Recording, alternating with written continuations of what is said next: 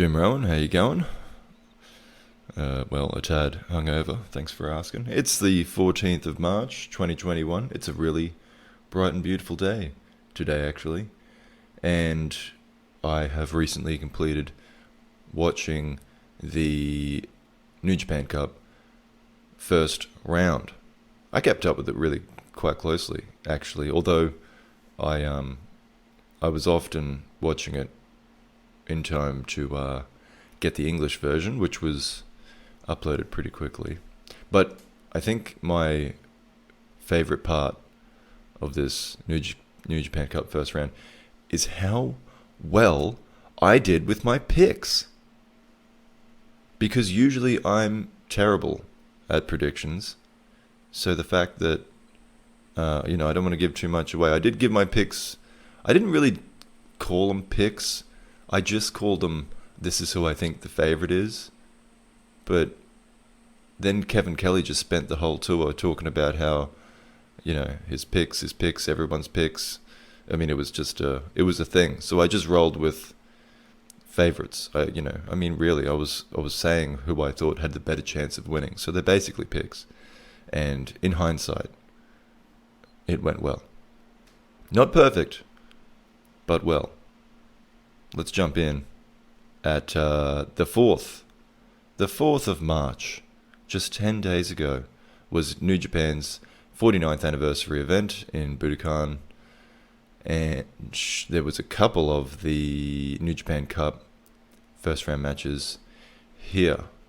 But there was also a bit of news, wasn't there? Well, look, there was a few tag matches.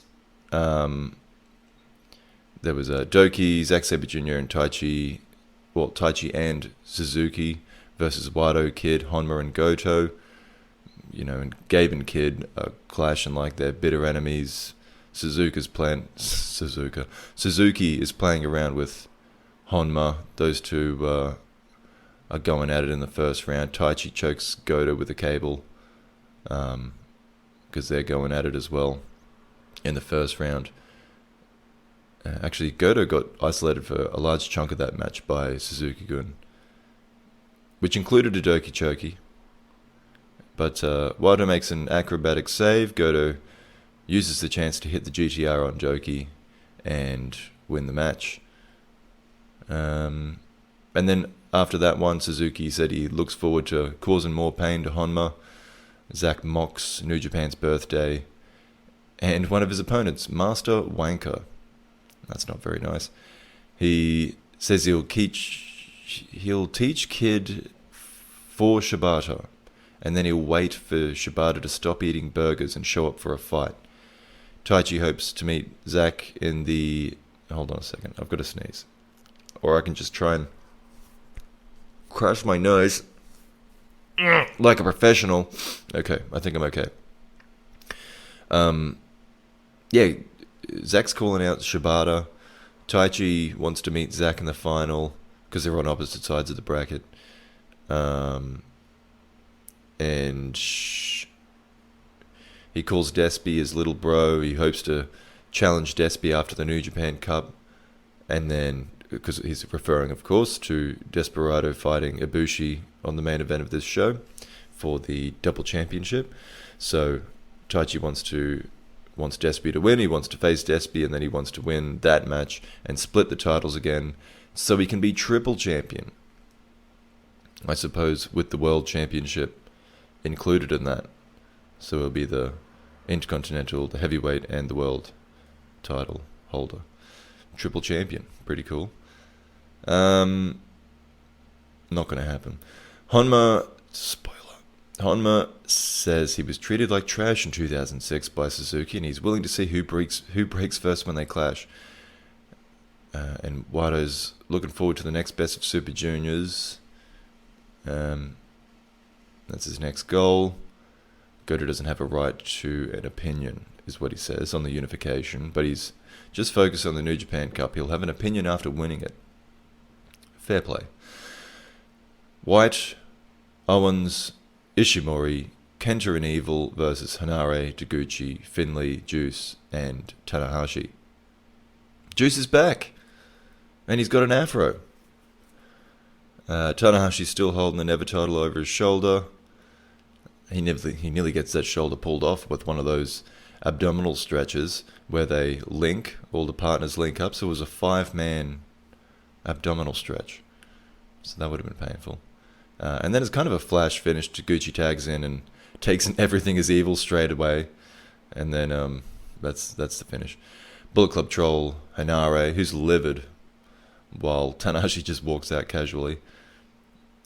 And then after the match, Tanahashi says he's the only singles champion in the tournament, and he sees that as a big opportunity for the Never title, and he'll catch up to Ibushi. Juice tells Kenta to kiss his ass in long form, well, a roundabout Juice way. Finley thinks people will jump on his bandwagon. I'm misspeaking a bit here. Maybe I should do some exercises. She sells seashells by the seashore. She sells seashells by the seashore. She sells seashells, but no. She sells seashells by the seashore. She sells seashells. Nope. Damn it! Let's press on.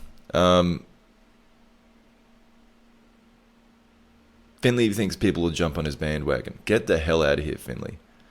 Hanare saw fear in White's eyes tonight. When they meet in the ring, the fans will see an upset. White wonders why Ibushi would and should unify the titles. He thinks that he wants to eliminate those titles because that will erase White's name. And he sees this as his new path, his new destino.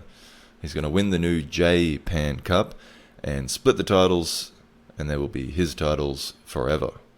And then he moves on to Hanare, who he thinks he doesn't matter. He's not worthy of Jay's time.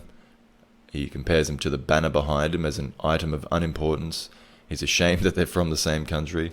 Jay just, as a Jay White promo, he lays it on. Kenta has misplaced his luggage. He can't seem to find his US title. He remembers the fat cameraman and says it's been a while.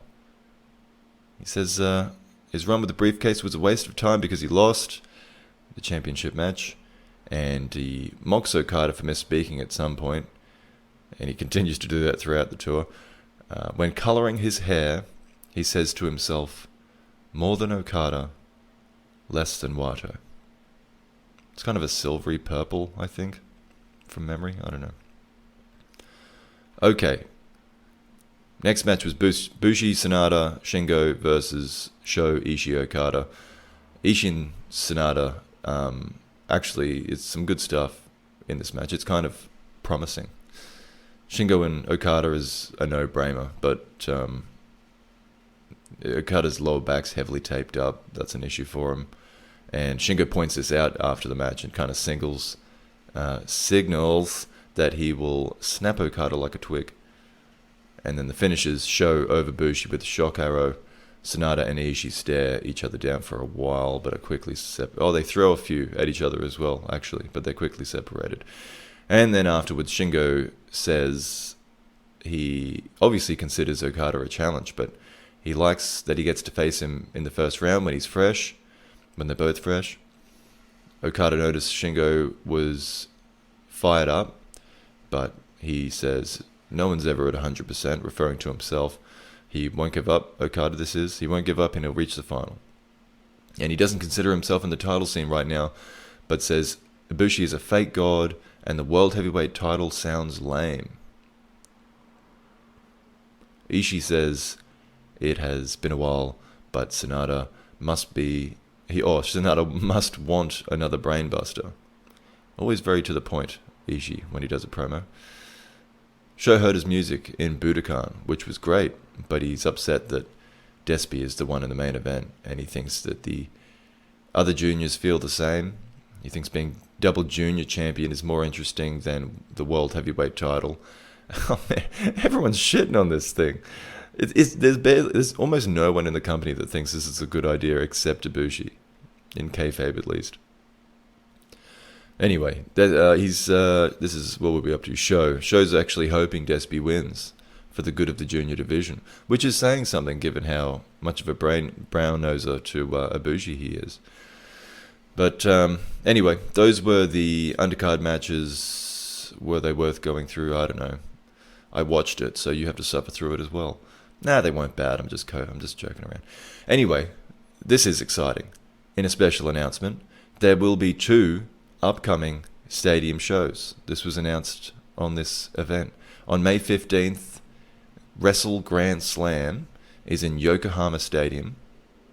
And then on the 29th of May, it's under the same banner, Wrestle Grand Slam, New Japan will return to the Tokyo Dome.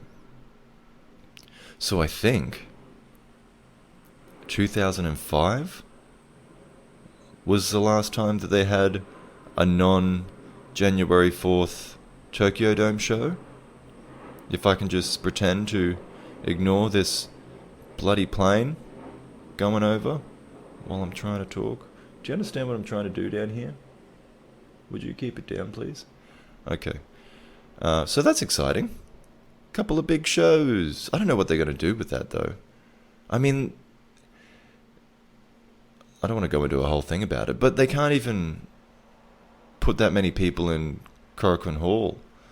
And of course, that's because they just keep running shows, just one after the other. That's part of it. But I don't like, are they going to stop that in the lead up to this? How much absence would the Japanese fans need for the heart to grow fonder and for them to go buy a ticket to that? Also, of course, the situation with the virus plays a part in if they want to go out or not. But maybe they're just getting real good deals on stadiums because no one is using them. I don't know. Moving along, though, it's exciting anyway. We'll see. Hopefully it works out. It's cool. New Japan Cup first round, first match. Satoshi Kojima versus Jeff Cobb. And so for this one, I thought Cobb was a bit too interested in showing his power off rather than making the best of it. And it still works for a while, but eventually Kojima's experience comes into play, and he makes the most of a mistake too big from Cobb, and his comeback Kojima, it's stopped at the cutter. It's kind of all the normal stuff, machine gun chops and elbow drop. He gets to the cutter, and then Cobb just decides, that's enough, and just yanks him through the air and over his head like he's nothing. Kojima's still a big dude. And Kojima challenges that with a brainbuster, but then as he's about to take the elbow pad off, he's stopped with a spin cycle and then a gut-wrench powerbomb. The Tour of the Islands is avoided. A lariat from Kojima is blocked, but the left arm lariat connects, which Cobb kicks out of it too. The elbow pad comes off and Cobb fights him off at first, only to run into a clothesline version. But then when Kojima makes his run up for the full lariat proper, he runs into the Tour of the Islands. So Jeff Cobb pins him there and advances to face Evil, who will, he just got an automatic bye into the second round because he was last year's winner. After the match, Kojima was going to opine about the unification, but losers don't have that right. All he can do is focus on getting stronger. Cobb credits Kojima for bringing his A-game, and then he clearly can't think of what to say about Evil, so after a long pause, he comes up with, I'm gonna fuck you up. Pretty original. But I did pick Cobb. And there's proof. There's proof. I think it was 2 weeks ago. I was setting up these. I was going through the matches. So I picked Cobb. That's 1 for 1. But don't worry, I'm about to have my confidence dashed. New Japan Cup first round match. Great Khan versus Tetsuya Naito. So Naito does his early fake out, but instead of his own pose, he puts his hand over his face and then stands up straight with his hands behind his back in a mocking way of Khan. But surprisingly, Khan actually laughs. He doesn't just laugh, he laughs hysterically at this. He thinks it's hilarious. And it didn't even seem like one of those ha ha ha and then serious face. It seemed like he actually just thought it was really funny, which is really strange. And then I don't mind it though. You know, an extra layer. He's not just the generic bad guy, gets angry at people for mocking him. Thought it was funny. I don't know. I thought it was kind of cool. And then he tries to make Naito kiss his boot. And this reminded me, did Khan ever wear curled toe boots? Or am I imagining that? I thought I remembered him wearing the curled toe boots. Like the spiked toe. No, like, you know, like the old Iron Sheik kind of boots. I thought he did. I don't know. Maybe I'm crazy. Anyway, he does better than match Naito in the early stages of this match, but he still decides to use a chair to further his advantage, attacking the recently compromised knee of Naito. He leaves Naito out there to be counted out, though obviously that doesn't happen. Khan pulls down the knee pad of Naito, applies his claw to the knee briefly. And then there's a few knee attacks that follow. Khan goes for the eliminator. Naito kicks out of, or he kicks his way out of it. He doesn't kick out of the eliminator. Doesn't happen at first. Khan tries it again. He leaps out of it again. Naito. He turns around for a running Destino, but Naito, because he's had all that damage done to his knee, I kind of glossed over it, but there was several attacks to the knee, and he's doing like a figure four hold kind of to it. So Naito's too slow to take advantage with the pin, or even, you know, a follow-up Destino, which he does eventually get to, but Khan counters that. There's, okay, another freaking plane. Hold on a second. Shut up! You can still hear it even if I close the window. Oh, jeez. And Naito, too slow to take the advantage. Khan counters the following Destino attempts. There's a running lariat from Khan that flattens Naito. Then he goes back to the attacks on the knee. Khan traps Naito in a reverse figure four, and Naito can't make it to the ropes. He's in the hold forever, and Red Shoes eventually just calls the match on Naito's behalf. Naito never quit, but Red Shoes just gives in for him. Khan wins by referee stoppage, and big surprise. I mean, I did actually talk about they might push. This is actually another thing I was wrong about, you know, so I don't get too cocky about all of this.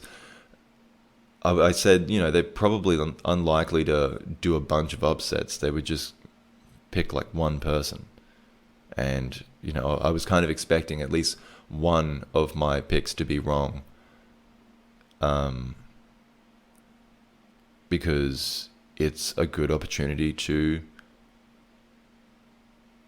give a guy a push. Like, you know, even if it's just a short push that just signifies that this guy is on a higher level than maybe you understood. And then, you know, he goes back to it's not like he goes straight to the top of the card or anything. He goes into the mid card following that, but just kind of has a bit of extra backing to his power, and that he did well on the New Japan Cup. So the fact that they went with Khan here doesn't necessarily surprise me. But it was a surprising result. I'm not going to lie about that. Anyway, Khan advances to face the winner of Yano versus Fale. And then after the match, Khan thinks that Naito was kind of worn out, and that win was no more valuable than a win over a young lion. So, yeah, that was... I probably would have bragged a bit more, to be honest. But, yeah, he just kind of brushed Naito off as nothing. He describes his group, the Empire, as invaders, having invaded the company. Seriously, is that a helicopter now? having invaded the company 4 months ago, they've been looking for worthy fights, not fights with young lions like young Naito. And if Naito wants a rematch, he'll need to bow down to him. So there you go. Khan really confident, I guess you could say. For sure. Now, to the main event. IWGP Intercontinental and IWGP Heavyweight Championships. El Desperado challenging Kota Ibushi. And it's not just any Desperado. It's Black Mask Despi. This is a cool look. It's got the gold trim. Very nice. Commentary confirmed the winner of this match will become the first IWGP World Heavyweight Champion. Charlton explains how the Intercontinental title started as New Japan's effort to conquer America and the rest of the world, but has since become a symbol of why the world wants to come to New Japan. He acknowledges a lot of people dislike this idea of unification and thinks a vocal crowd would back Despi, perhaps for that reason. Kanemaru and Taichi are certainly in support of their teammate and show up to support him from ringside. And here we go. It's a very even match, with neither gaining a particular advantage for a significant portion of the match when it starts. Despi eventually does get a numero dos locked in while Ibushi gets to the ropes. He's clearly very affected by the move. Ibushi needs to change a gear to catch up, and we start seeing signs of the dead-eye psycho Ibushi. Desperado stays on top for now, though. He attempts Pinche Loco, but Ibushi resists, and Ibushi's striking, of course, is still on a higher level, and he sees some advantage there, but a straight right punch levels the champion. So Desperado goes in for the kill, another Pinche Loco attempt, and while he does get closer that time, Ibushi lands on his feet and connects with a wild lariat, and then a perfect last ride powerbomb. The Kamigoye is next, but a cheeky counter nearly earns Despi the pinfall. A head kick knocks Despi back down, but the next Kamigoye attempt is countered once again, this time into a numero dos. Desperado fights to secure both wrists. He fights to secure both wrists and manages to do so right in the center of the ring.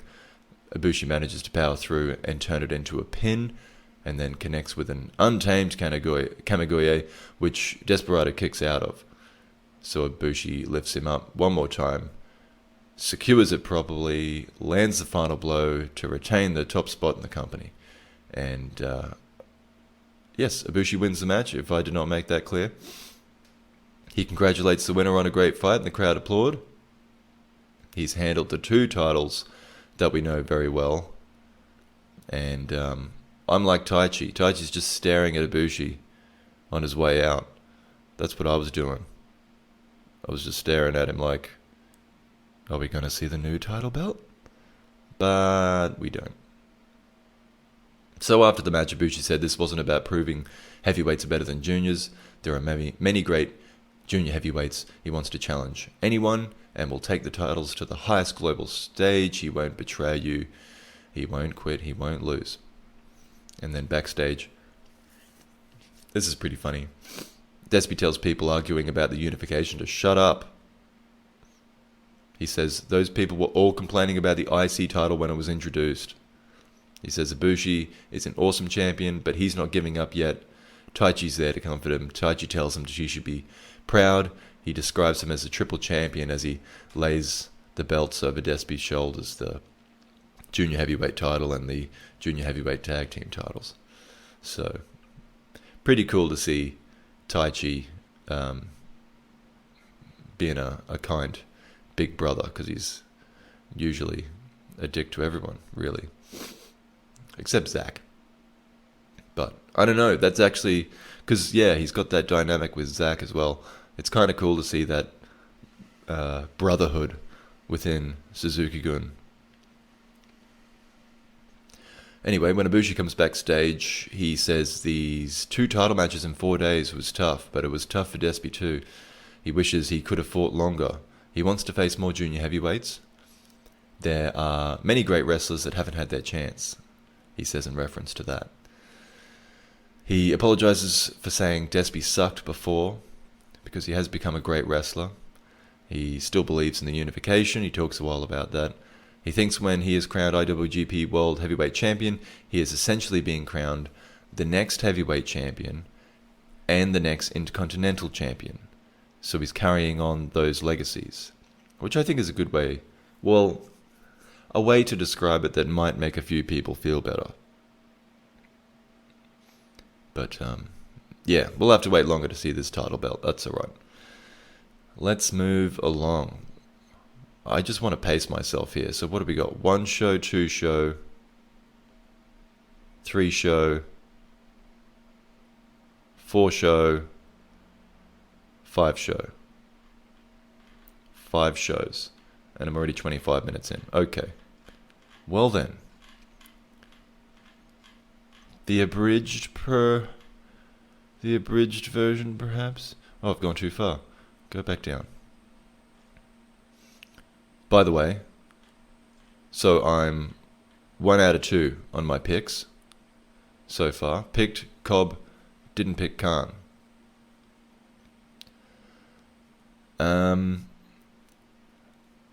I'll just kind of rush over the opening matches. The first one was Suzuki Gun and just kind of a mix of guys, Uemura, Kid, and Honma.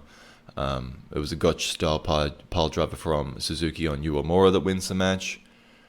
And afterwards, Uemura says he understands not being a part of the New Japan Cup, but he would like to be a part of the Best of Super Juniors again, despite his record last year being lame. Lame is how he described it. Honma's looking forward to beating Suzuki with the Kokeshi. Kid promises to give everything against Zack. Suzuki doesn't think Honma's capable of leaving a mark on him. He's aiming for this new world title.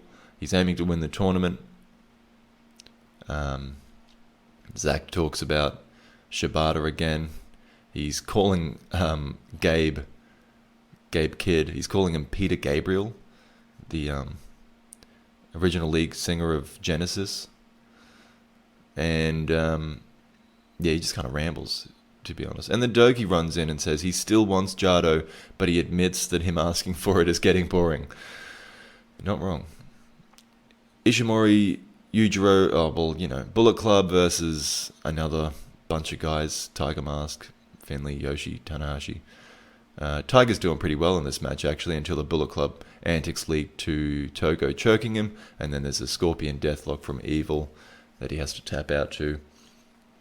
Tanahashi pinches a tiny bit of tummy fat backstage and says he's going to have to take care of that, but he will still win the New Japan Cup handily. Yoshi wants to see the old arrogant Yujiro, but he would still beat him. Finley talks for like 2 minutes, and he needs to understand his place. I'm not even going to say what he said. Owens brags about becoming champion in his time away, unlike Finley.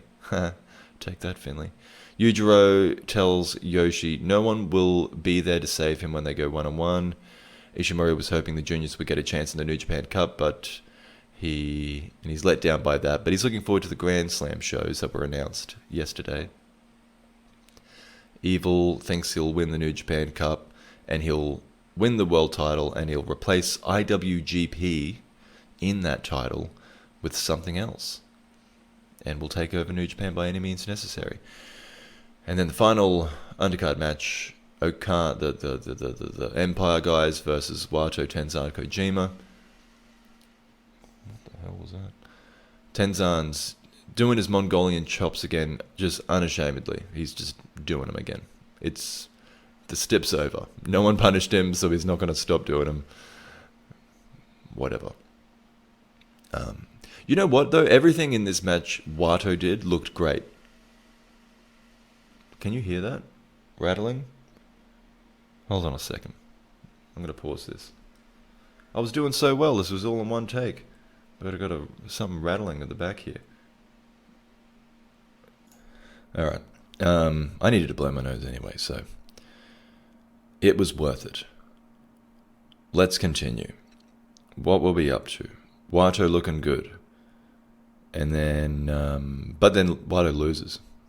Cobb catches him in midair, puts him, does the tour of the islands, and that's the finish.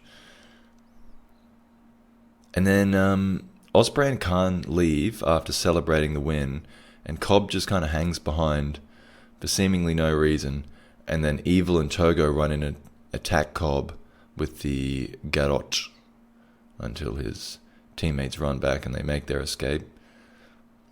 But that was a bit contrived. Whatever. Backstage, Tenzan thinks Ospreay fired up too late. I was supposed to be doing this quick and I've slowed down now, having to deal with other things in life. Okay. Let's put the pace back on. Tenzan calls Ospreay a cocksucker in English. That's not very nice. And then Kojima reflects on his New Japan campaign coming to an end, but today's a fresh start. He's always got a good attitude. Evil thinks he can beat Cobb in 5 minutes, and Cobb will show Evil. He will show the man Evil the I don't know how you would describe Evil. The theory of Evil, whatever. It's crap. It's dumb. It's another Cobb promo. And then Ospreay says he usually aims for peace, but against Tenzan he will aim between the eyes. Khan says he's not supposed to... He's asking about the true Mongolian chop. He doesn't even seem worried that Tenzan's doing it again. I guess he kind of expected that to be the case, but he says he was supposed to rename it Hail to the Empire Chop. So he is a little perturbed about that. Anyway, New Japan Cup, first round, third match, Bad Luck Fale versus Toru Yano. Fale smacks the King of Pro Wrestling trophy out of Yano's hand and just breaks it straight away. And the referee counts the subsequent pinfall attempt, despite the bell not having sounded yet. So this match is off to a flyer. Fale dominates the match from there, goes for the grenade, and Yano needs to fight him off. Yano stupidly attempts a body slam, takes 2 in return. Fale takes Yano's roll of tape and uses it against him, ties his hands together around the ring post on the outside. But then Yano kicks Fale in the junk while he's still there on the outside, and Yano just swings his body around the ring post into the ring to beat the count, despite his hands still being taped to the post. And which I don't know. I mean, that was the match I expected, really, and it's kind of a funny finish. It's a bit different. But of course, now once Yano's released from the tape, he is no longer distracted, and he mourns his baby being broken again.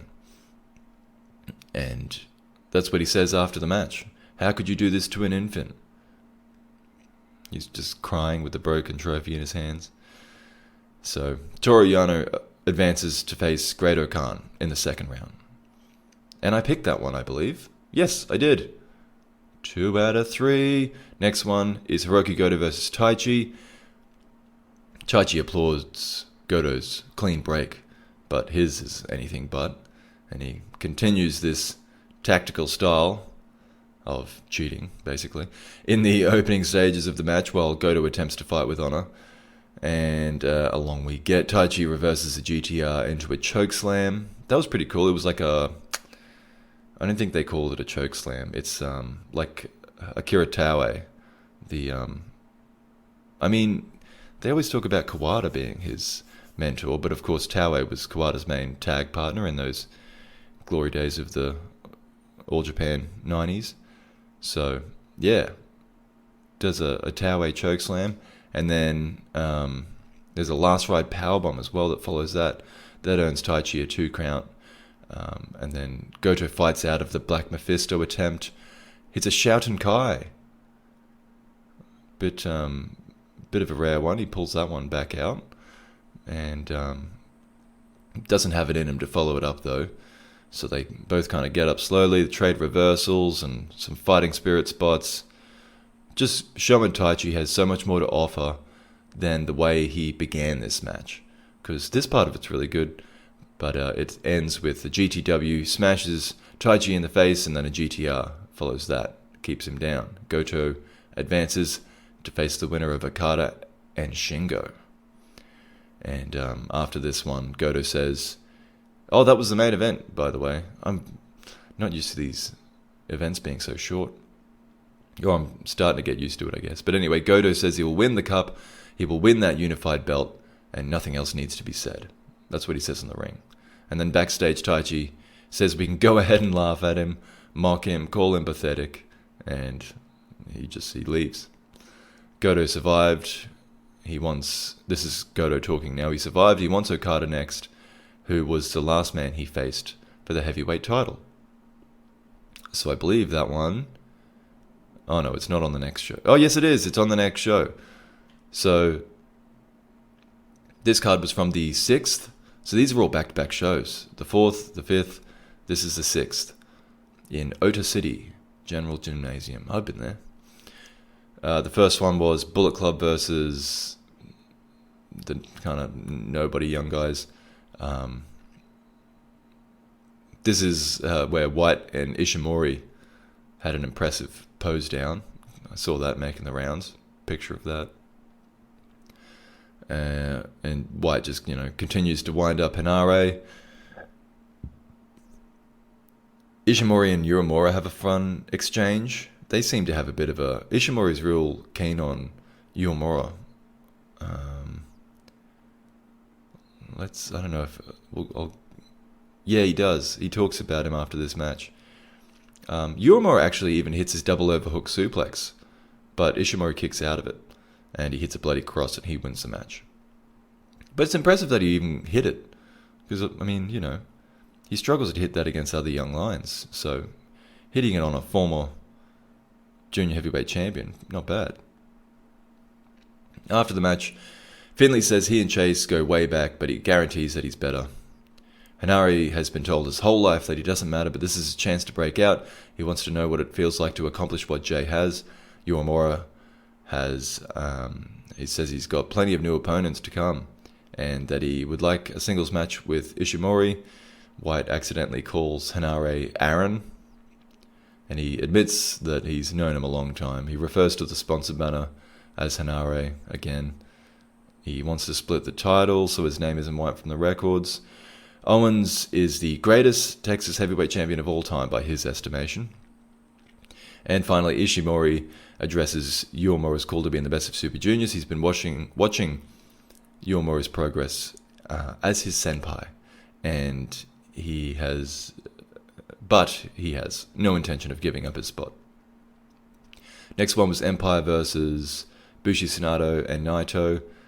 This is kind of an odd match because none of these guys are actually lined up against one another in the New Japan Cup, but Cobb beats Bushi. Afterwards, Naito addresses Khan's comments about him being weak like a young lion, and he doesn't want to make excuses for the loss. He'll watch Khan's progress closely. Kind of a diplomat. Then Ospreay says that he thinks he should have had this day off because it was a pointless match.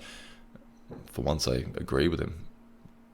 Cobb doesn't say anything, which is great. He should do more of that. Khan thinks Naito and Ibushi are to blame for the lack of crowds because of this unification business. Despite this, Khan believes in the power of a champion. He thinks what a champion says should go, or else why would they fight for that title? And he thinks anyone that complains about the unification shouldn't be allowed to challenge for the title. He says on behalf of the Empire that they agree with Ibushi's decision and back him up.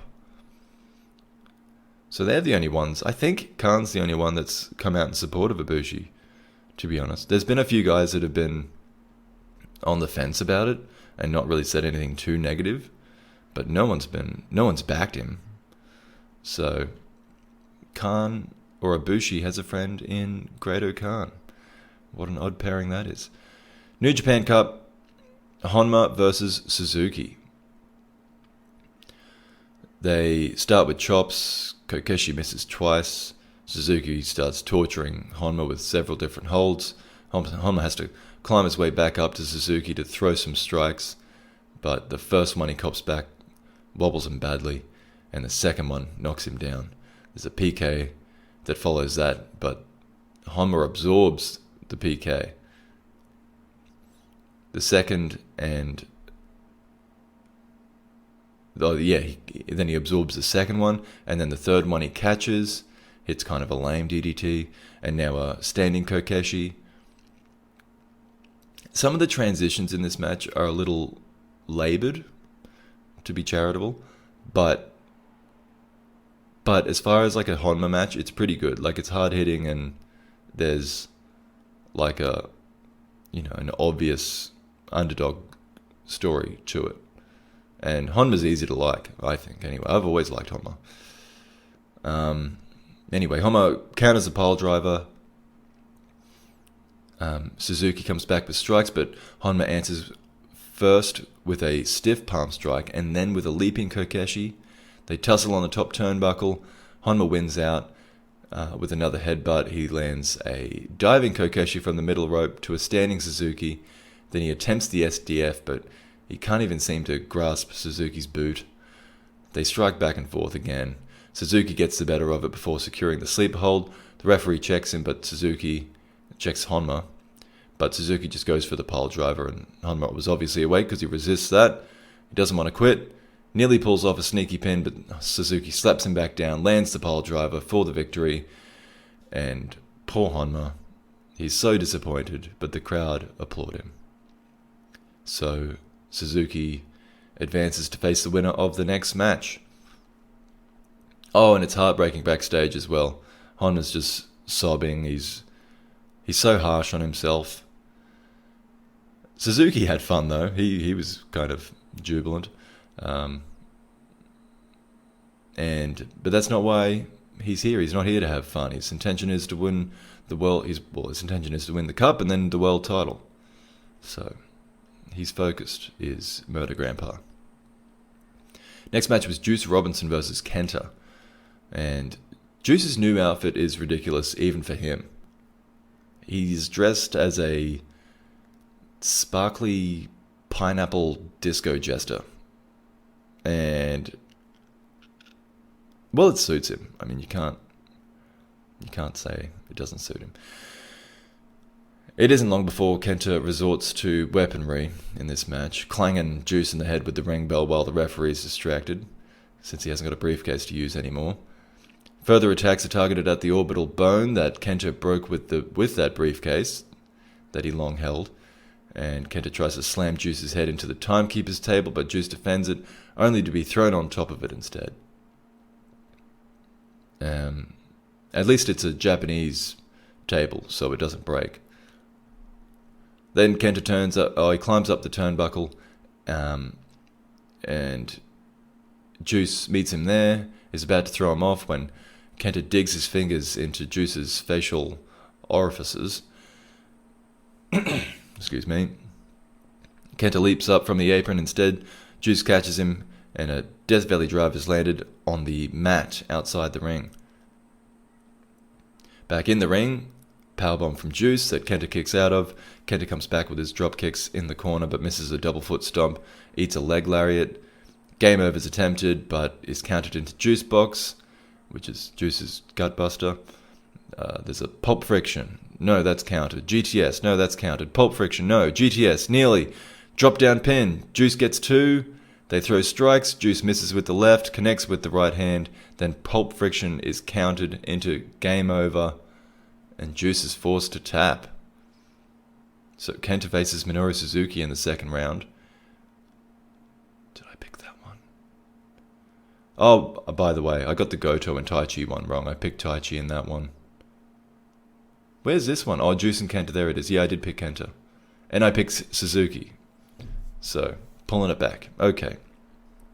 Backstage, Kenta won yesterday and tonight, even with this cameraman here. But he needs to sit. He doesn't feel like things were settled between he and Juice before, and he feels like he has some closure now. He still calls it the New Japan Puck, making fun of, I don't know when Okada made this error. I mean, knowing Kenta, it could have been years ago, and he just keeps bringing it up. And then apparently another error that Okada made was Mizuki Sonoru. So that's what Kenta refers to Suzuki as from now on. And he remembers facing Suzuki in the past, but it wasn't when Kenta was at his best. He says the last time they faced off, Tenryu made him go drinking the night before and he was sick. So now he looks forward to their rematch as long as he does not run into Tenryu. And his failure to capture the US title does not mean he's done. Kenta's non sequitur for the evening is that Suzuki seems poetic on Twitter, and he doesn't know why. And now for the main event of this one. Shingo Takagi versus Kazuchika Okada. Excuse me, sorry. Okada's taken the tape off his back, which is basically a target anyway. And this is apparently, reportedly, for the assistance of 2 slipped discs in Okada's back. The idea that he's wrestling with that is insane to me. Either that's not true, or he just has an insane pain tolerance, or he's got damn good drugs. Maybe a little of all of those things. Or maybe a couple. Or, I don't think they're drug testing in New Japan. Those guys are healthy anyway. They don't need to. Test for ramen. That's what they shouldn't be doing. That stuff is junk food, but it's so good. Anyway, Okada gains the advantage in the ring and kicks Shingo to the outside. Takagi baits Okada out, then takes advantage out there. Out of the ring, of course. Takes advantage of him on the outside of the ring, using the elements to his benefit. The match returns to the ring, but Shingo is still on top. Okada briefly clamps on the money clip, to groans from the audience, but is crushed into the corner, forcing its release. Shingo takes back the momentum and does his own Rainmaker pose before his own Rainmaker attempt, only to be countered. It's a hard match to keep up with in writing because it's very even. Neither gains an advantage for very long at all, and there's constant reversals and counters. There's a pumping bomber attempt that's met with a dropkick and a tombstone from Okada before the money clip is locked on. Shingo's foot makes it to the rope to break the hold.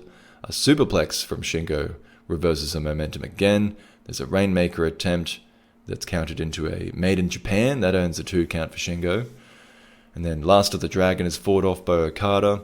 There's a dropkick that goes the other way before another money clip, then a tombstone, then the money clip again. Shingo makes it to the bottom rope to break it once more. A Rainmaker lands, but not with the usual force. So a spinning Rainmaker is attempted, countered into one of Shingo's own lariats for a 2 count. And then he goes for kind of, his signature lariat, the pumping bomber. That lands with force, but only keeps Okada down for 2. They trade some counters again. And the Rainmaker is changed into the Last of the Dragon. Shingo hits it. And he pins Okada. Huge victory for the former openweight champion, Shingo Takagi, and he advances to face Hiroki Goto. So this one I was wrong about. But I did highlight Shingo as one of the guys I could see, being a guy that they push. Having said that, I did also go on a rather large tangent about how I was convinced Okada was going to win the New Japan Cup. And even, I wouldn't say got into an argument about it on Reddit, but I did kind of press people to make sense of their picks and pushed my making sense of Okada winning as more likely. And I'm a big enough man to admit when I'm wrong. And I was dead wrong. He lost in the first round. He did not win the New Japan Cup. Although, you know what? I'm not a big enough man to not come up with excuses. And I think that maybe he was just injured. Maybe Okada was meant to win, and his back was just too bad, so they had to change plans. That's probably not the case, but I like that we'll probably never know, so I can kind of hold on to that as an asterisk on my defeat. But anyway, back after the match, Shingo says, well, actually, this would have been in the ring. Shingo says he wants to get personal. That felt really good. And apparently, I didn't recognize this, but I don't know if I read it somewhere or got from somewhere that, or maybe it was the commentary, that this is a slight mockery of an Okada promo, what he was doing here in the ring. Shingo knows what the fans were thinking when the brackets were released, that Okada winning would have been as dull as dishwater. He thinks it is much better to have him close the show than Okada. He looks down the barrel of the camera and he says he hears people jumping on his bandwagon. Ibushi needs to be taken down a peg, so Shingo will soar to the top like a dragon. Backstage, Okada says he is even lamer than the world title, that's how he described it earlier, the world title. He said it was lame, so he's even lamer than it. He apologizes to his fans, so he kind of thinks about, he's like, I guess I'm stronger than Evil, but weaker than Takagi. He does acknowledge that he's banged up, but he has no excuses. He needs to get stronger and less lame. Then Shingo backstage, he says comparisons between the Rainmaker and the Pumping Bomber don't matter. Okada fell into his trap. Even if Okada is hurt, Shingo will take it because luck is a part of winning. He mocks Ibushi. So sorry. A professional would cut that out. That's not what we're dealing with here. He mocks Ibushi's new catchphrase. He says it sounds like lyrics from a 90s rocks band. And then Shingo says he took down Naito and then Sonata. Oh no, that Ibushi took down Naito and then Sonata. Was he even going to mention Shingo? Shingo's a shy boy. He was waiting for Ibushi to make the first move, but he's taken too long. So, that's kind of funny. Shingo's a funny promo. And then he asks kind of the people in front of him, the media, whatever, who's next. He makes fun of Goto's name when they tell him Goto. He always go to... Yeah, I forget how he did it, but he was doing that before. It's really lame, and I think he knows it, because he tells the audience that they should be laughing. They definitely aren't. Okay. No, oh my god, we got 3 of these. Go. Let's go. Okay. This next one, on the 7th, it's got a unique look to it, because it's in like an exhibition hall. MS Yamanashi. Aimese Yamanashi. Anyway, the event starts with Uemura versus Tsuji.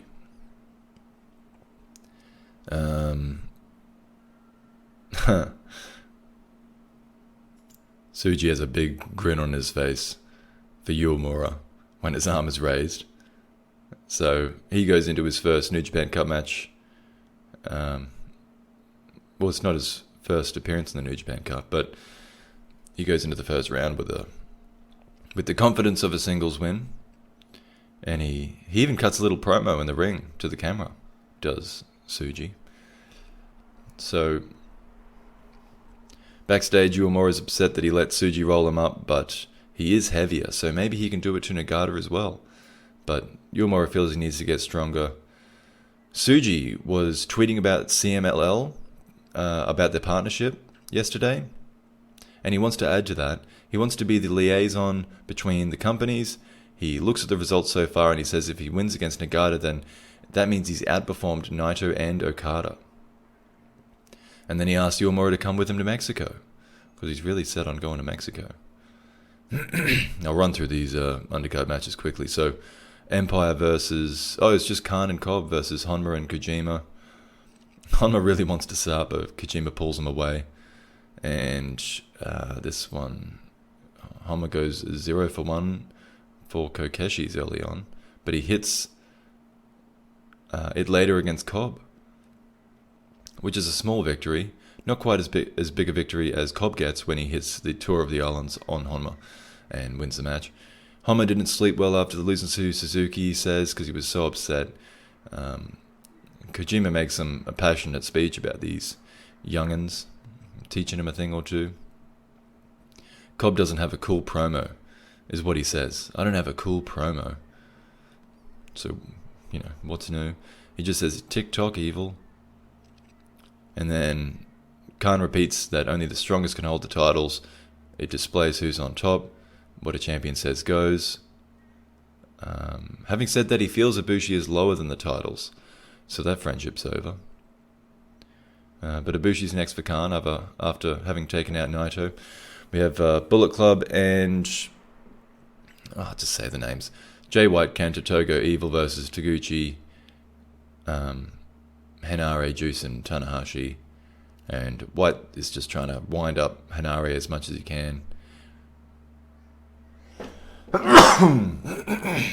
Sorry. I don't want to cut anything out. This is bad. You caught me on an unhealthy morning, I would say. Sorry about this. And it's a long one too.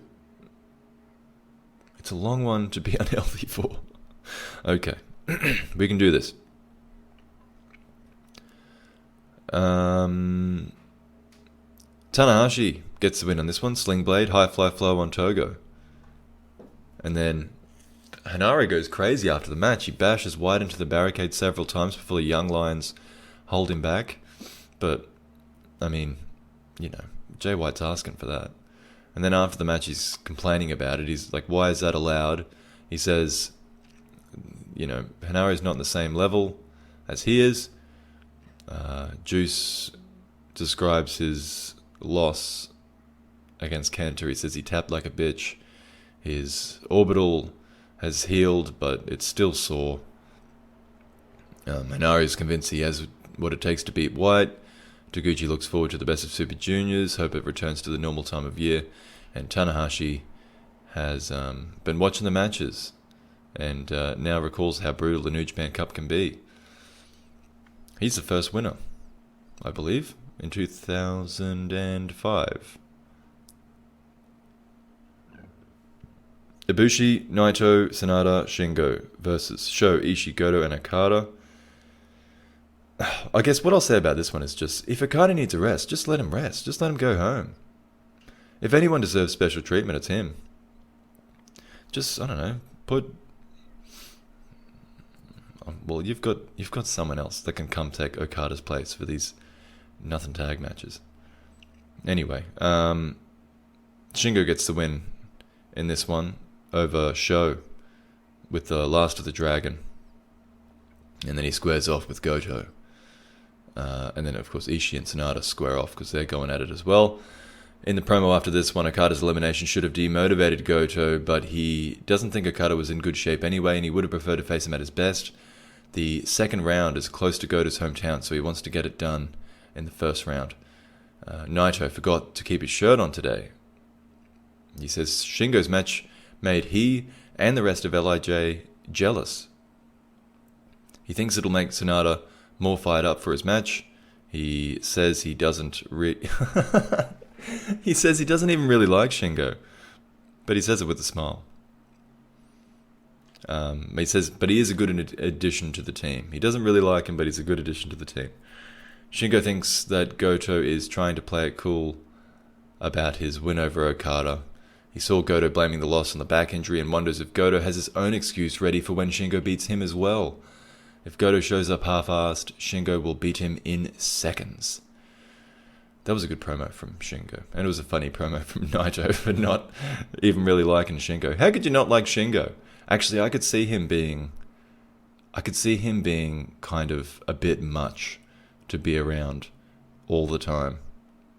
That's possible. Okay, here's the New Japan Cup matches. So Gabriel Kidd and Zack Sabre Jr. Zack gets in Gabe's face at the start rather arrogantly, and Kidd. You would think Kidd was naive to begin this match with chain wrestling with Zack, but he's a confident young lad, and he doesn't do too badly. It's pretty even. Though Zack seems to not necessarily be trying to stop some of these holds from happening. Kidd lifts his way out of one hold and just dumps Zack roughly to the mat. Zack's, funnily enough, the one to initiate strikes first, and Kidd's keen to take him. As soon as Kidd squares up, though, Zack takes an arm and cranks on Kidd's shoulder. I mean, perhaps he was just lulling Kidd into a kind of thinking that the format of the fight had changed with the strikes, because he just goes straight back to the grappling, but now Zack has the advantage. And Kidd tries to power out again, but Zack just maintains control. He defends another attempt before Kidd can finally create some distance.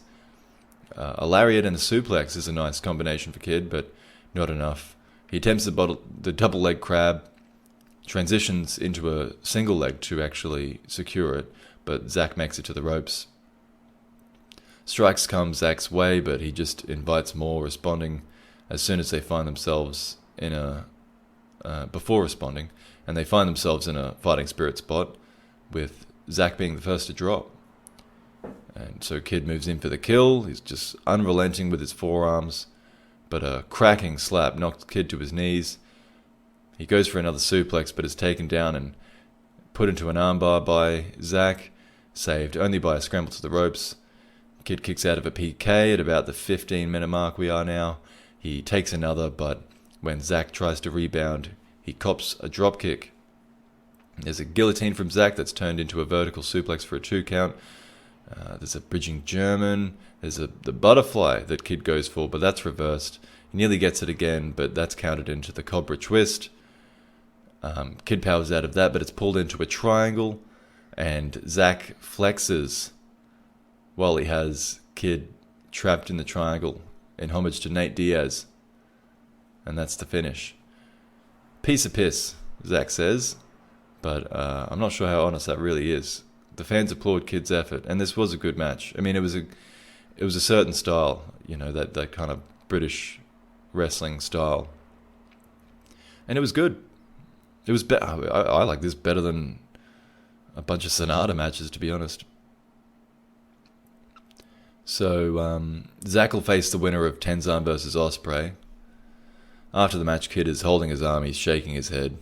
This loss has brought some clarity to Kidd's mind, though. He thinks he can take Zack Sabre Jr.'s place in the UK and spread British wrestling over there, while Zack Sabre Jr.'s spreading British wrestling in Japan. He's always got big ideas, this Gabriel Kidd. And then Zack, he says he was in no rush. He needed some ring time, so that kind of explains the early stages. And this was his first match. This is his first singles match in 4 months. And he's still kind of looking for Shibata and throwing insults at him. So the main event of this one was Tenzan versus Ospreay. And I said before about the picks, Kelly was talking about them a lot on commentary. Apparently, of the official pick competition, Ospreay was the favourite to win the tournament. And now that my pick to win the tournament's out, I think I can actually see that. And I argued with someone on Reddit that... I didn't argue. We had a polite conversation about why he was wrong. But of course, we've already acknowledged that I was wrong. And now I can see it a different way. My argument was that, this is the first IWGP World Heavyweight title match. You want to make sure that it comes across as like the highest level of wrestling. So that was what, that and just the other matchups. It just made the most sense to me that Okada would portray that the best. Having said that, having been wrong about that, I also think that perhaps they would like to introduce the title with in kind of a soft reset kind of a way, and have, you know, the guys that they're going to be relying on for the next 5 years to be represented in that match. Not that Okada wouldn't be one of the... I mean, I hope Okada's one of those guys. But, yeah, maybe more of a... We've already seen him there, though, I suppose. So, maybe, you know, like an Ospreay. We haven't really seen him in true, serious contention for the top title yet. So, that's something that I could see happening, I suppose. But I shouldn't ramble on too much here. We got to get through a couple other cards. So... I mean, I'll just kind of gloss over it. This wasn't a bad match, but, I mean, it does have Tenzan in it. So, you know,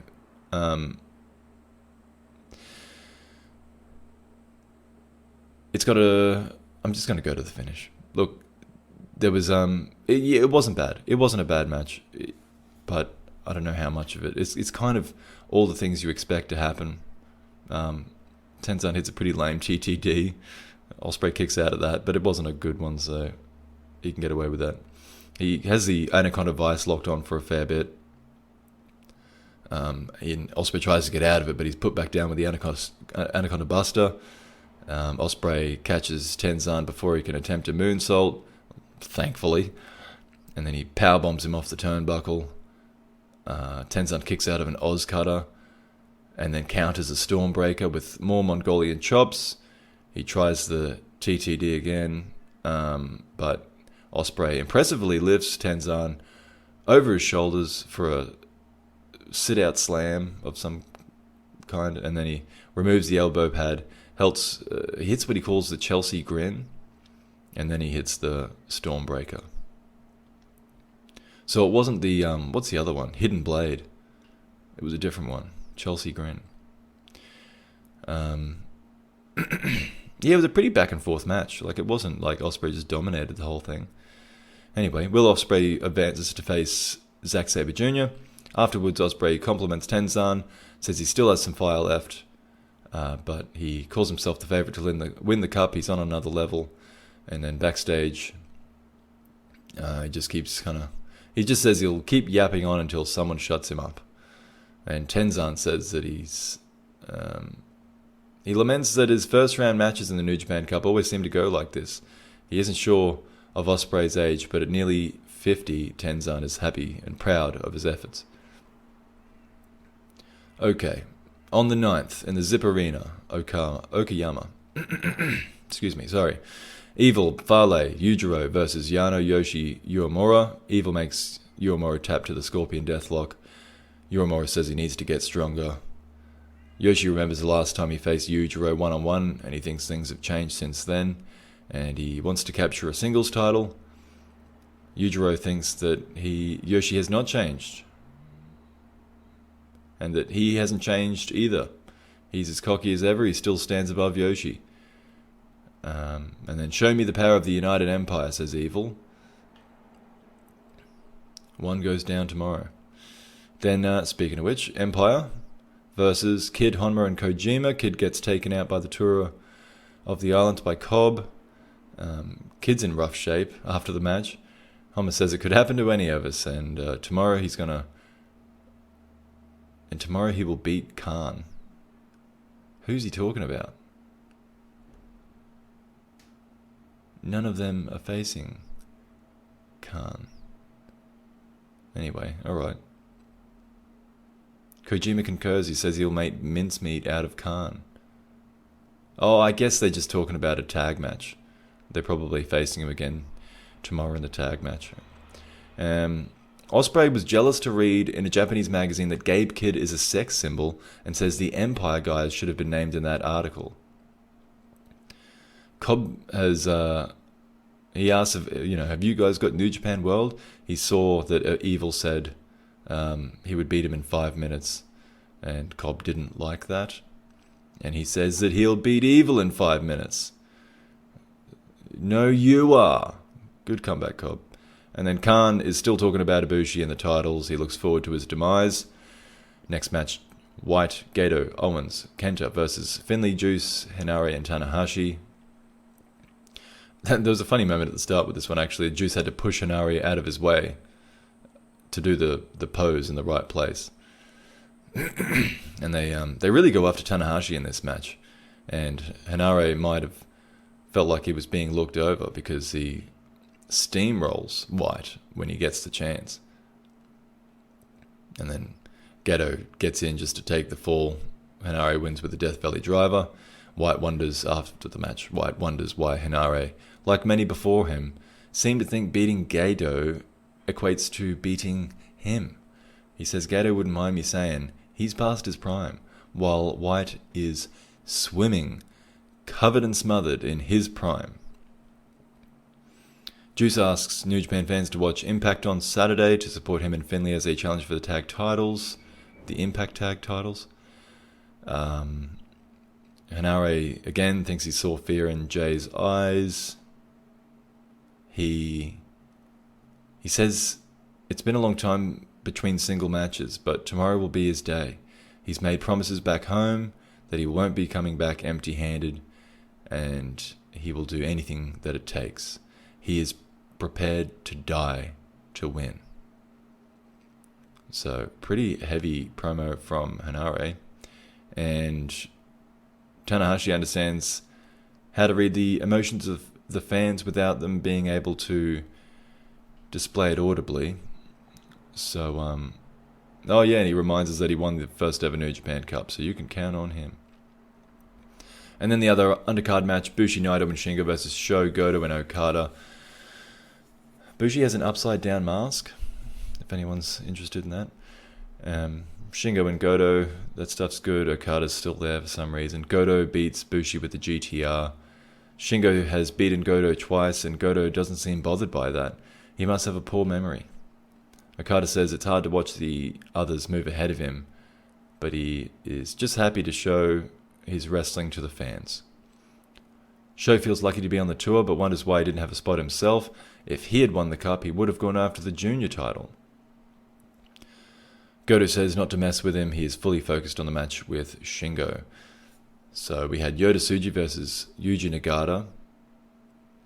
It's chain wrestling to begin with. Nagata works the arm. Yota wants to prove his fighting spirit by taking kicks to the chest. And then he responds with a drop kick. He does his senton and splash combo, which I believe Kelly said he's going to call the Mount Fuji, or Mount Tsuji, rather. Not, of course not Mount Fuji. The Mount Tsuji, I think, is what he's calling that little combo that he does. And then Nagata goes for the Nagata Lock 2, but Tsuji does what he has to in order to escape, pulling at his fingers, biting them. And then Tsuji goes for the same pin that beat Uemura. And that's what actually gets him out of that hold, eventually. There's a spear that hits Nagata for a 2 count. The youngster builds some momentum here, but and he actually gets a double-leg crab on Nagata, but that would have been too embarrassing for Nagata for a veteran to tap to a young lion's crab, so he manages to get out of that, and they strike back and forth until Tsuji overcommits and is thrown overhead with an exploder suplex, and then Nagata goes for the back suplex, but Yota once again cradles into that pin. It's a close 2 count, but Nagata then gets him with the back suplex and that perfect bridge to end the contest. So Nagata he advances to face the winner of Ishii versus Sonata, which is the next match. So I got this pick right too. We're in the second bracket now, right? Yeah, well, that started with the shows just before this one. Yeah, okay. Anyway, backstage, Tsuji is disappointed. 4 years with the company, chained as a young lion the entire time. Can't seem to break these chains. And he's just begging to leave for Mexico. Nagata heard that some fans expected Tsuji to beat him, but upsets are never that easy. He addresses the world title, and the rumors of history being erased. He doesn't like that, but he does like the idea of the world title. And he will be aiming to become the oldest IWGP World Heavyweight Champion. So, the main event of the second last card. We're nearly there. Stick it out, guys. Sanada and Ishii. This one was good, but it wasn't as good as I'd hoped, which is a real Sanada theme for me. They moved past the chain wrestling pretty quickly, which is good, because an Ishii match is better than a Sanada match. And it was a bit sloppy, actually. I didn't think it was very good, the chain wrestling. Ishii drives Sanada into the turnbuckles and drops him off the top for 2. Sanada tries to lock the skull end on, but Ishii makes it very difficult in multiple crafty ways. Ishii plants Sanada with a big power bomb, or at least as big as his stature allows. And a lariat is stacked similarly for a 2 count. So Ishii's kind of closing in on victory. He goes for the brainbuster, but Sanada fights out, hits a TKO before moving back to the skull end. Sanada takes Ishii to the ground and goes in with the body lock, but Ishii manages to make it to the ropes. Sanada's going for the finish now, and Ishii senses it. They counter back and forth quickly. Ends with a tiger suplex from Sanada, and that's followed with a moonsault to the back of Ishii, which lands, but he misses when he goes for it again to the front of the chest of Ishii. And you know what? The match really picked up at the end. It was actually really good at the end. There was the Japanese leg roll clutch goes close to a pinfall, so close that the crowd gasp. so close to the what did they do? They gasped. The crowd gasped. And then the pop-up TKO. Now the moonsault lands, and that secures victory. Sanada will face Nagata again. Oh, jeez. We just had that match, and it wasn't any good, but okay. Sanada recognizes that the fans are shining their lights, but he already checked, and they can't turn the lights down in this room. Like I said at the start, it's kind of this... Oh, wait, no. That's not the... This is the Zip Arena. This is a different one. I thought it was that exhibition hall that I was talking about earlier. Apparently they can't turn the lights down. So they can't do the fairy lights deal. But Sanada was ranked second to win in the fan prediction vote, apparently. They're all very aware of these picks. But he says he'll win. And there's no press comments after this one, so we can move right along to the last show of the first round. Uemura, Yano, Juice, and Tanahashi took on Evil, Kenta, Togo, and Fale. In this one, Evil taps Uemura with the Scorpion Deathlock. Uemura still wants to fight Minoru Suzuki, and he wants to win Best of Super Juniors. And he wants to fight Nakashima again, that kid he broke the arm of in his first match. And also his senpais. He wants to beat his senpais. So this is Uemura's bucket list in 20 seconds. Juice plugs the Impact Tag title match again. Tanahashi remembers the last time he was in Fukuchiyama, he was in the main event, and this time he's in the opening match. So here's some feelings about that, but he will work his way back to the top with the openweight title. The next match was the Empire versus Honma, Kojima, and Nagata. Honma takes the tour. Jeez, he loses every time, doesn't he? After the match, Nagata thinks Khan has a ways to go. He can still kick his ass. Honma was hyped, as always, but he lost, and he didn't even get to use his Kokeshi. The bass of Bushi's entrance is playing while Honma talks, and it almost has like a Darth Vader. Like the reverberations in Honma's kind of, scratchy esophagus, and Bushi's I don't know, it worked together well. Someone should put that together. That could be Honma's new entrance theme. Kojima won't let the Empire have their way. Nothing really there. Cobb stuffs up, seriously, his first 12 words of his promo 3 different times. He was like me trying to say, and the crowd gasped. Yeah. But, it's kind of, isn't it? It's a bit much, me having a go at Cobb over his promos when I can barely string two sentences together at the moment. But I got to make fun of someone. That's what I do this for. Anyway, the promo got a little better toward the end, but an extremely low bar was set. Okay, and then Khan isn't concerned with Yano's cheap tricks. Ospreay reckons the lion is only the king of his own territory, because crocodiles would beat the lions at the river.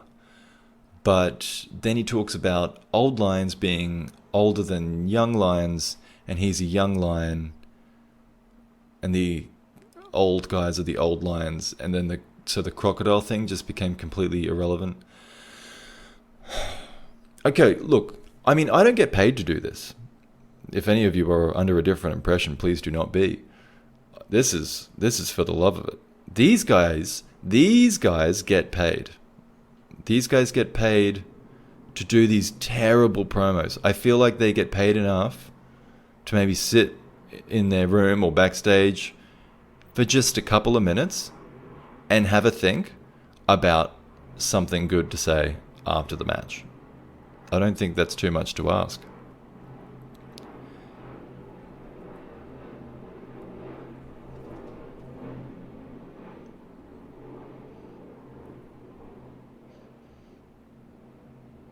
I wanted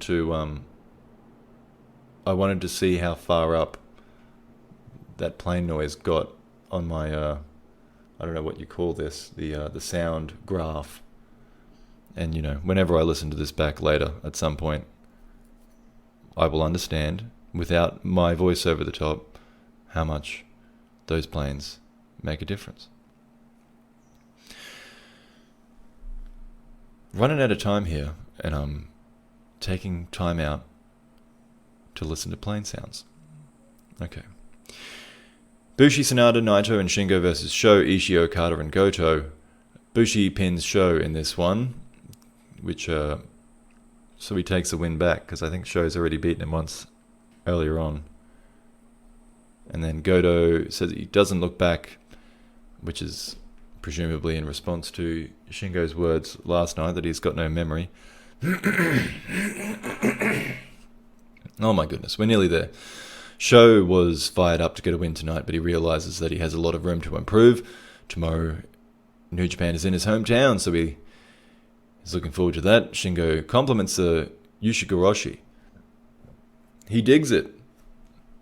It doesn't make sense when he says it doesn't make sense when he speaks. He likes to say it all in the ring. Shingo will pay Goto back for this. Oh, I see. No, Shingo's talking about Goto. Goto doesn't make sense when he speaks. He says it all in the ring. Okay. Then Bushi says he wasn't given a spot in the New Japan Cup. Unfortunately, is what he says. And, I can't agree with him there. But he goes on to say that it wasn't a surprise because he didn't deserve the spot, which I would agree with. So Bushi's aiming for the junior title, and he will find his way there. Naito stops by to speak of his memories of Fukuchiyama as well. He actually missed the last one due to an ear injury. I'd be surprised if he missed a match if he was missing his ears at this point. So it must have been a pretty bad ear injury. Then since Bushi got the win, he wonders if he is in last place amongst his team. This is Naito. But he's happy and sad about that at the same time. Okay, so to the matches. Oh, jeez. David Finlay versus Chase Owens. I tease these guys about being jobbers. But this should have been a good match technically, and that's fine. They needed to find a story, like a theme, that turns a good match turns just a technically proficient match into a good match and a good story. So, they just kind of had a normal match at first until Chase peeled back the mat for a distraction, and then he hit Finlay with his title belt, but Finlay kicked out of that pin. So I guess the theme is just Bullet Club match, which is not a good one. Although there was a back injury, a bit of it does matter. Actually, I don't even have noted who had the sore back because it never made a difference. I think it was Owens. He goes for a powerbomb. Finlay rolls through it, makes the pin for the victory. I think the good thing about this match was that it was pretty quick, and also that now it's over, and also that I never have to see it again. And also that I picked this correctly. I picked that Finlay would win, so that's cool too. So he faces the winner of Yoshi and Yujiro. Owens is in disbelief after the match because he wore his white gear. That should have guaranteed him victory. And then here comes another Finlay promo, and he just kind of says the obvious stuff first. Although it was interesting, he said he doesn't want to fight in Texas, so he won't be worrying about that title, because apparently you have to win it. It can only be fought for in Texas. So he just is interested in watching the next match to see who he faces. So the next match was Yujiro versus Yoshi. And, I mean, the best thing about any recent Yujiro singles match is his entrance theme, but although, you know what, his end at the end of the G1, his win in the last match of the G1, that was kind of cool. And I tell you what, if I was harsh on the last match, this is way worse, because these guys aren't even like particularly good wrestlers, at least at this time in their careers anyway. Yujiro takes it to him. He hits his Fisherman Buster and the Miami Shine. And then there's a couple nice kicks and a lariat from Yoshi. He has the butterfly lock on for a long time, but Yujiro just guts it out because no one taps to that move. So Yoshi goes with Karma instead, and that secures him the win. So it's Yoshihashi versus David Finlay in the second round. Yujiro remembers Yoshi trying out at the New Japan Dojo. He says he had to try out 3 times when Yujiro had already debuted. He should have thrown Yoshi's application in the trash when he had the chance. And then Yoshi tries to act like being a trios champion, makes him a badass. He says that they're leagues apart because Yoshi's a champion and Yujiro is not. Are you upset, Yujiro? If not, you're really done, punk. Strong words from Yoshi Hash Browns. And then an actual good match. And the final match of the first round, Toa Henare versus Jay White. Henare started with a little haka at the, kind of as the bell rung. And I knew White's not going to disrespect that. That's kind of, he would have trouble going back home if he was disrespecting the haka. So he just kind of applauds it and backs off. And, I mean, backing off is actually his first strategy for the match, which is tried and true for Jay. He just kind of runs away for a while until he has a good chance to attack Henare when he's vulnerable. I did notice that Henare's using a lot of energy. He throws everything he has into each move he does, while White, on the other hand, he takes shortcuts at every turn. And, for example, he uses the hard edges of the barricade and the ring apron to his advantage. And there's a spot in particular where Jay just weighs himself down, just tries to sandbag a suplex, knowing that Henare won't give up on it, but rather just use all of his strength and energy to force Jay back upright. So White's kind of made Henare emotional, and it's made Henare vulnerable to the long game. So it's sort of like Ali versus Foreman, the rope-a-dope. Ali just back on the ropes, absorbing the heavy hands of George Foreman to wear him out until his power fades. So Jay White's kind of Ali doing the rope-a-dope here, and he talks himself up like Ali as well, which is the other side to his game, I suppose, is like the humiliation. So this is what I'm talking about in terms of a story. This is what Finlay and Owens weren't even close to. Jay continues to roll Henare out of the ring at one point, just forcing him to continue to have to pull himself back up and get back into the ring. Just simple stuff to just wear him out. And also embarrass him. Like, it's just It's both. There's a snap Saito suplex, which is an example of the vicious offense that awaits a vulnerable opponent. Jay to Hanare. It's kind of like a bug that's struggled too long in the web. He's just tasting venom for the first time. So Hanare, I mean, he's got heart if nothing else. He's got a second wind that gusts through with shoulder blocks and lariats, and even he wins a straight up striking battle before a stiff spear earns him a 2 count. There's a sneaky Blade Runner attempt, but that's caught, and a Uranage is the answer for Hanare, and that gets him another 2 count. But now Hanare is at the point where he needs a third wind, and that's a big ask. So Gato takes advantage, and his distraction is enough to allow White back into it, though a huge tackle takes him down momentarily. Hanare's still clearly slowed down, though, so, whereas Jay, he's been here before, he's got an extra gear to go to, he just bides his time. Hanare puts everything into a Fisherman Buster, only for it to be countered into the Sleeper Suplex. Hanare takes another after valiantly trying to fight it off, before finally eating a Blade Runner, having to stay down, losing the match. Masterclass from Jay White, and he faces Tanahashi in the next round. And then, just to rub salt in the wound, White doesn't want Hanare to have any ice packs. He tells all the young lions to give him all of Hanare's ice packs. And then he demands applause for himself, of which he receives very little. And he calls out Ibushi for trying to erase his history, belittles Tanahashi for needing a free pass into the second round. He says Tanahashi just should come to the ring and lie down so they can both go home unscathed and Jay can save both of their legacies. That was what he said in the ring. And then backstage, Hanare says he's made sacrifices no one knows about.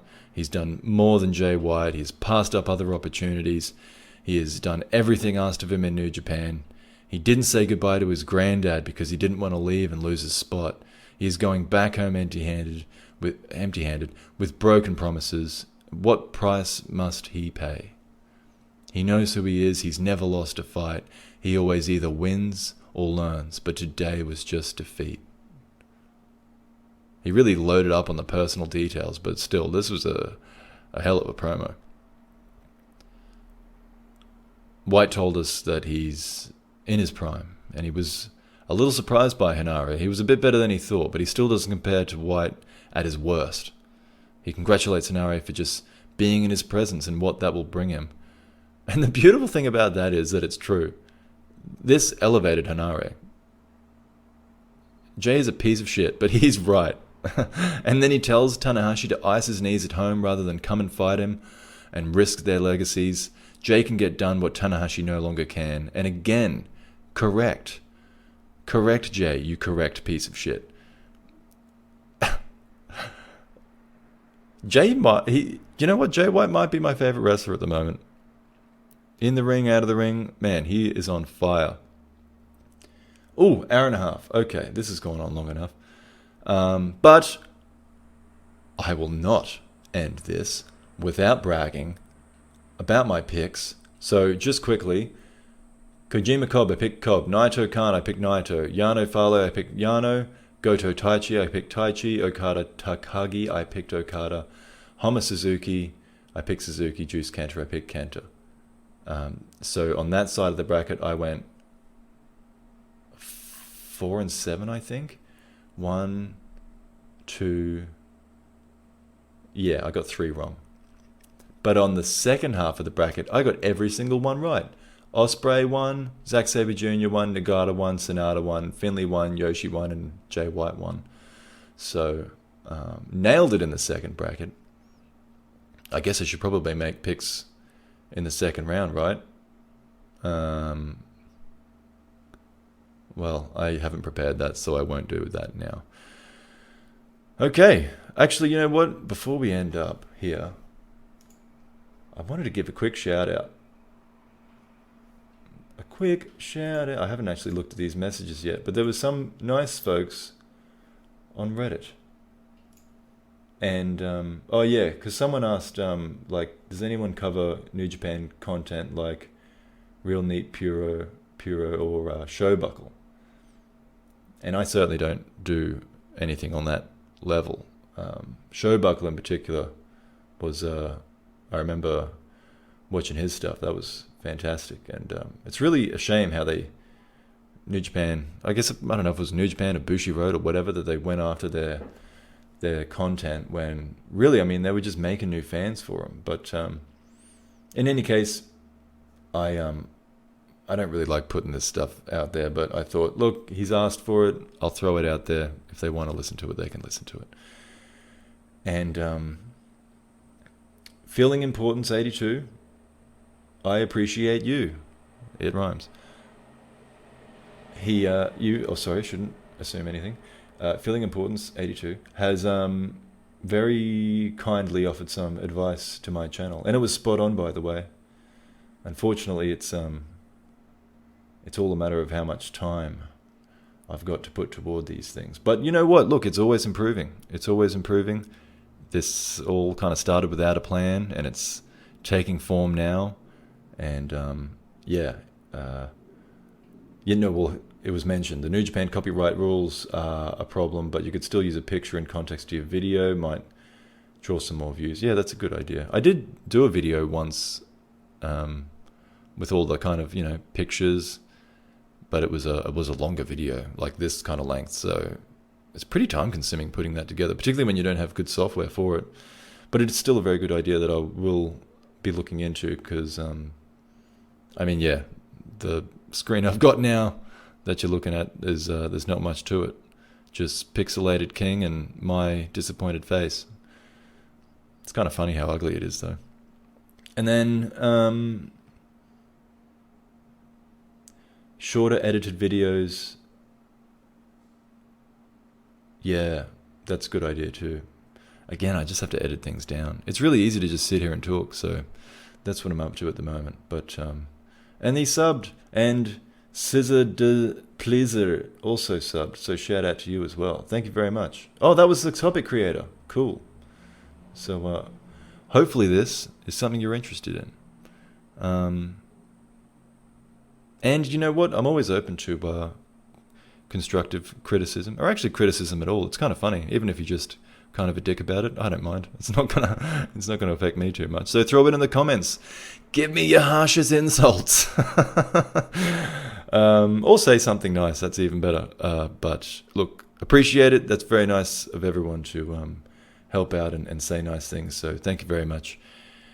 And until the next one, I guess the next one will be the second round probably. But I've got a couple of historical ones in the bank. I've got some ready to go. So I just got to figure out when I'm going to throw those out there to you.